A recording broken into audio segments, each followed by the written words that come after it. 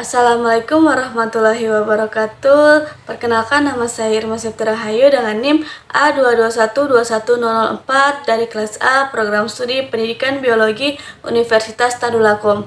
Baiklah, tujuan dari pembuatan video ini yaitu untuk memenuhi tugas biologi molekuler, yaitu cara menggunakan BLAST.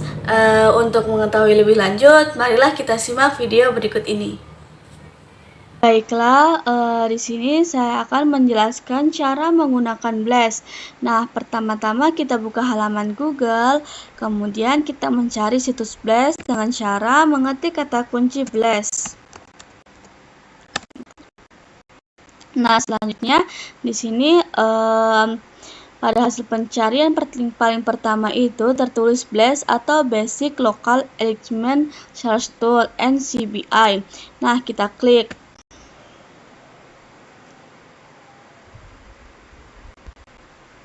Setelah kita klik, di sini terdapat 4 menu. Jadi ketika kita akan mencari nukleotida BLAST, kita akan mengeklik nukleotida BLAST. Ketika kita akan mencari protein BLAST, maka kita akan mengeklik protein BLAST. Kemudian ketika kita ingin memblast hasil translasi nukleotida yang kita miliki dengan dasar database protein, maka kita akan menekan atau memilih menu BLAST.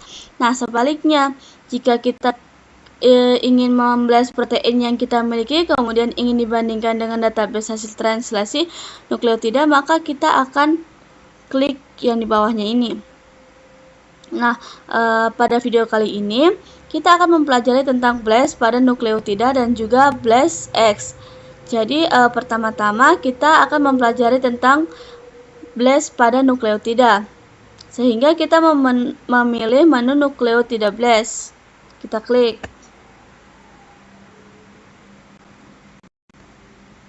Nah, setelah diklik menu nukleotida BLAST, maka akan diarahkan ke menu di mana kita bisa melakukan BLAST. Kemudian pada menu ini terdapat tulisan Enter Query Sequence. Jadi Enter Query Sequence ini merupakan tempat memasukkan data sequence yang akan kita BLAST. Nah, di sini itu terdapat 2 cara untuk memasukkan sequence yang akan kita BLAST. Cara pertama yaitu untuk mengcopy sequence yang kita miliki. Kemudian cara kedua itu dengan cara mengupload file sequence yang kita miliki dalam bentuk FASTA. Nah, jadi sekarang kita akan menggunakan cara pertama, yaitu dengan cara mengcopy sequence data yang kita miliki. Jadi pertama kita buka dulu. Di sini terdapat gen yang kita belum ketahui organismenya. Nah, kemudian kita blok. Setelah itu kita copy, Ctrl C. Lalu kita kembali lagi ke menu BLAST. Nah, di sini kita akan mempaste atau menyalin data tersebut. Nah, kan kita sudah menggunakan yang cara pertama, yaitu dengan cara mengcopy, jadi kita tidak perlu lagi menggunakan cara yang kedua. Kemudian di bawah sini terdapat menu-menu yang akan secara otomatis itu dia terisi, jadi tidak perlu lagi kita ubah. Nah, di sini pada program selection ini terdapat highly similar sequence, di mana highly similar sequence ini dia itu merupakan adanya sequence yang mirip.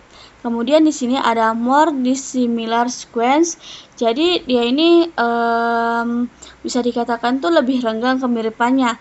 Kemudian yang ketiga ini ada somewhat similar sequence, jadi ini dia tuh lebih renggang lagi dari yang sebelumnya.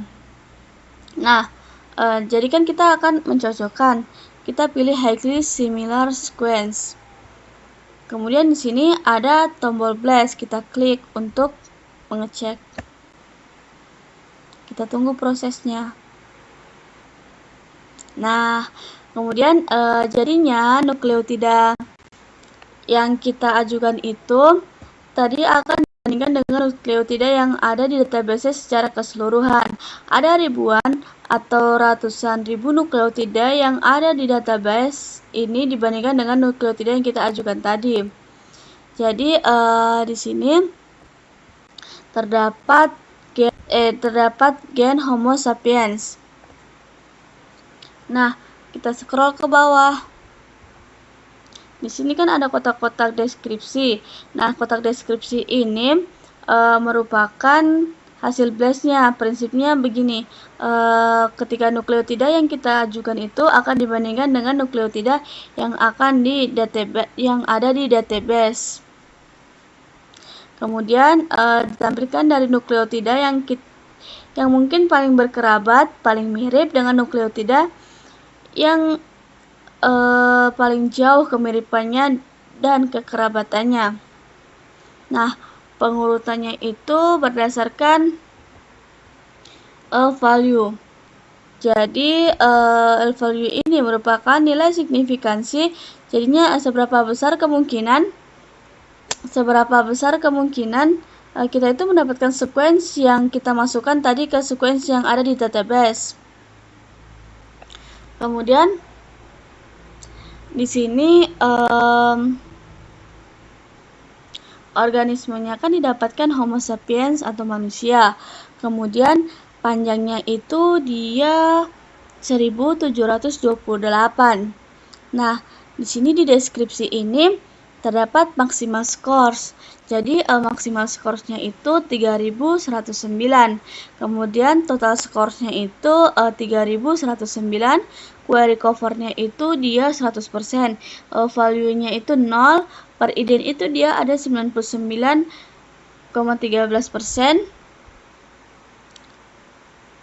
Nah, kemudian aksesnya itu DQ126303.1. Kemudian di sini ada grafik summary. Kita klik. Jadi selain deskripsi ini ada grafik summary. Jadi semakin merah warnanya itu, maka kemiripannya itu semakin jelas. Jadi kalau warnanya lebih merah, maka dia tuh semakin mirip dengan data yang kita ajukan tadi. Kemudian di sini juga ada alignment.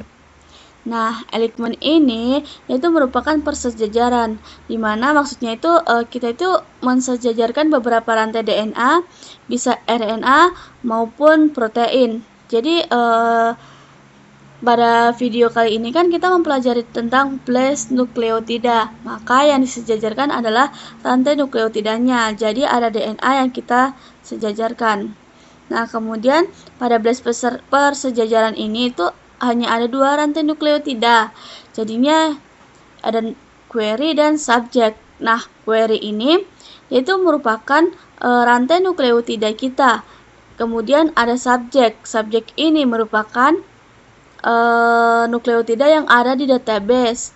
Nah, jadi kalau urutannya nukleotida yang kita miliki dan nukleotida yang di database itu sama, maka akan ada garis lurus persejajaran akan sampai pada baris terakhir seperti ini. Oke.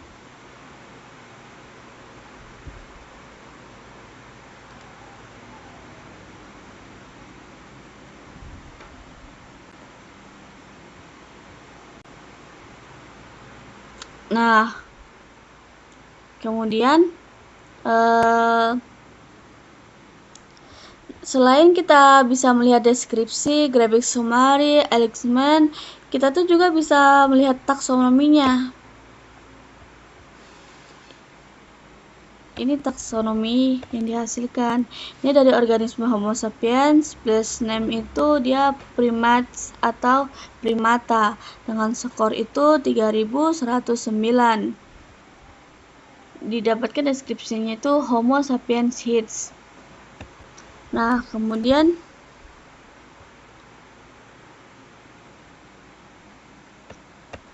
di sini bagian deskripsi ini di kolom paling atas kanan itu terdapat akses. Jadi kita klik akses. Nah, akses ini yaitu merupakan daftar akses atau ID dari nukleotida tersebut. Nah, Jadi kalau kita mengklik aksesis dari nukleotida tersebut, kita akan langsung diarahkan ke GenBank dari nukleotida tersebut. Nah, di sini. Jadi nanti untuk mencari BLASTX-nya itu kita harus mengcopy version ini. Ctrl+C. Kita kembali lagi ke menu BLAST. Nah, kemudian selain itu kita juga itu bisa menyusun pohon dengan menggambarkan kekerabatan. Nah, caranya itu pada order preppers ini kan ada distance tree of result. Jadi kita klik.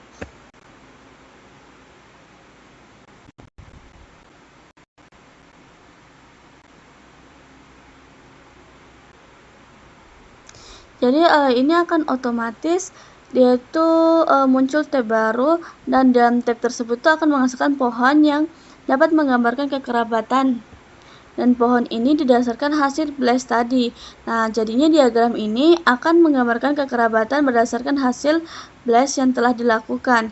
Jadi kita itu bisa membandingkan sequence yang kita miliki ini mirip atau dapat ditemukan atau memiliki homologi dengan sequence dari spesies mana saja. Kita kembali lagi ke menu BLAST. Jadi kan kita tadi sudah mengcopy dari akses. Nah, kita lanjut. Kita kembali ke menu BLAST di awal untuk mencari BLASTX-nya.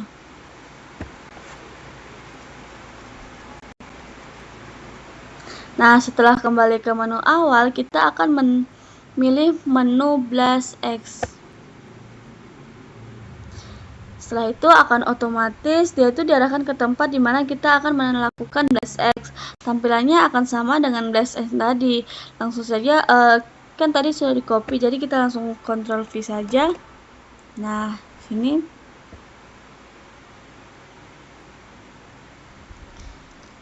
Langsung kita klik tombol BLAST.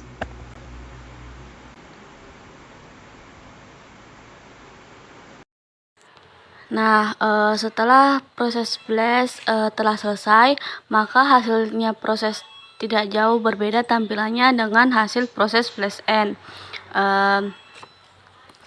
Kemudian kita bisa lihat kan di situ tidak beda jauh dengan BLAST-N tadi. Nah, kemudian di situ kita bisa cari kodenya. Sini kita cari perlahan kode yang sesuai. Itu kode aksesnya itu dia kita lihat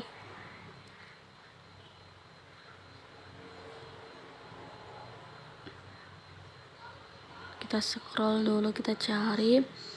Jadi kodenya itu yaitu AA-Z39780.1. Kita klik.